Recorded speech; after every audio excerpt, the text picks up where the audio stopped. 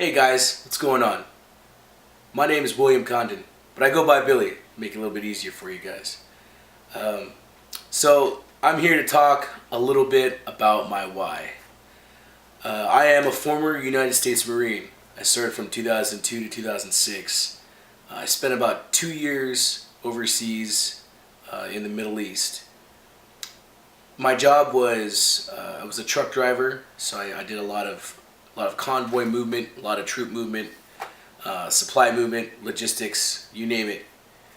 We were pretty much the you call, we haul type of guys. Um, Growing up, I've always been a bigger kid. Very active as a child, playing a lot of sports. I played baseball most of my life, football, in high school. And, I knew going into the Marine Corps, my weight was going to be a struggle. I did manage to lose a bunch of weight, before I went in, and then even in boot camp. But as my enlistment went on, I started to gain some of that weight back. I did lift a lot, so I was trying to counteract, the body fat percentage versus the weight percent or whatever. I mean, I'm no doctor, but it was inevitable. It was happening, and because of that, I never got promoted. I never made it past D3, and it was tough. It was really tough on me when I got out. When I got out in 2006. I got very depressed very quickly. I suffered from post-traumatic stress along with anxiety and depression. So I mean, it was a collective of things that was just really bothering me. But one one reason I kept kind of hidden was the weight thing. I really loved being a Marine. I prided myself on it. It was doing something I thought was, very honorable. Not only to me but to my family, my name, and but the not getting promoted really, really bothered me. It really did. Telling people, how great of a Marine I was. Obviously, I wasn't that great if I couldn't even get promoted. And for the longest time, I let that weight sit on my shoulders. With everything else that was going on in my life at that time, it was just one thing after another. So I became severely depressed. I completely isolated myself from the rest of the world. I didn't want nothing to do with anybody, not even my family. I was angry. I was mad. I was bitter. I was bitter about everything. I hated the fact that people were happy and I wasn't.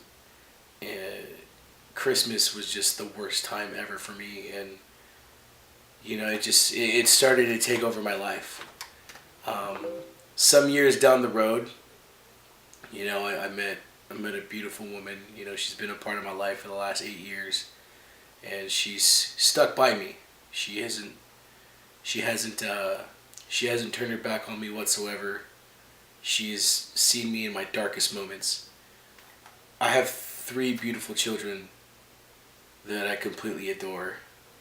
I have a son and 2 daughters, but it wasn't until my second child, my first daughter, McKenna, she was born. She was born a micro preemie. She was born at 23 weeks 5 days at 1 pound 5.3 ounces. That was the first time I've ever felt so scared in my life, knowing that this tiny baby that I just helped create could possibly not live. She was given a 17% chance to live, and I didn't know what to do. I didn't know how to feel. For the first time in my life, I felt more for something else than me.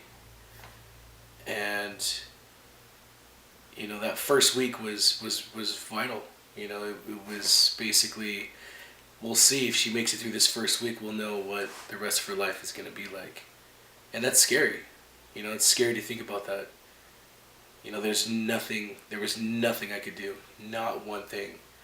I consider myself a protector. I protect my family, I protect my friends. I'm that guy that's like, well, I'd rather me go to war than you have to, and at that moment I felt completely helpless. And that next 5.5 months really, really did something to me. For the longest time, I wanted to give up and just, end it. I just wanted to end my life and just be done. I couldn't handle the pressure. I just couldn't handle me, But after watching her fight, after 7 surgeries and visiting the hospital every day just to see my little girl and see there and just look at her, just watch her through the incubator, just breathing, I knew that I had to stay. It wasn't until earlier this year in December, so late last year, I went to the doctor finally and just I needed to see where I was at, and she told me everything I needed to hear. She told me exactly what I needed to hear. She said, "You're killing yourself. You're on the path of whatever you wanted. It's going to happen if you don't take care of yourself." And that was the first time in my life where I didn't want to die, Especially with the last 10 years. I mean, it's been a struggle for sure. But I think my why is pretty clear at this point. I don't want to leave my kids behind without them knowing who their father was or is. They mean the world to me, and I will do anything I need to be here. I think this is the first time I've really put myself first. I've always put people before me, and it's always hurt because I've always felt like I've had the back burner. Like people just like, oh man, well, Billy will do it, cool, and then that's it. But I think this is the first time I'm doing this for me, but it's for my kids. It's for my future wife, and I'm just gonna keep going. I'm not stopping, ever. I've seen a huge success in the last 6 months. 60 pounds, 25 inches, maybe more, and I feel great. I feel amazing. I feel motivated. And, I'm really glad that I'm a part of this Beachbody. I had no idea this even existed until a friend of mine, my upline sponsor, my coach, Melissa Bird, she just saw my progress. She saw she saw my story. I just kept posting my progress, and she was like, "Dude, why don't you try this? Why don't you try this Beachbody thing?" I'm like, "I don't even know what that is. I've never even heard of Shakeology."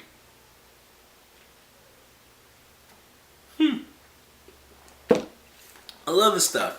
Anyways, I'm excited. I'm really excited to, really get out there and, really network more and just, get outside my comfort zone. I mean, everyone's got their comfort zone, and I don't have a problem talking, obviously, if you can tell, But, I just expect to learn, probably a lot more organization. I'm definitely not organized whatsoever. So looking at all these documents, I'm just like, oh man, I don't even know where to start. So, but totally excited to meet all you beautiful, awesome people, and let's kick this thing in the butt. Let's change the world one person at a time.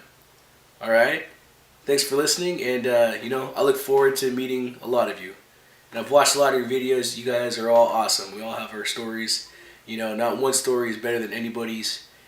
Keep it up, because I'm a firm believer of team. Together, everyone achieves more. And at that point, we're going to take over this world one person at a time, regardless. So, alright. I love you guys. Let's do this.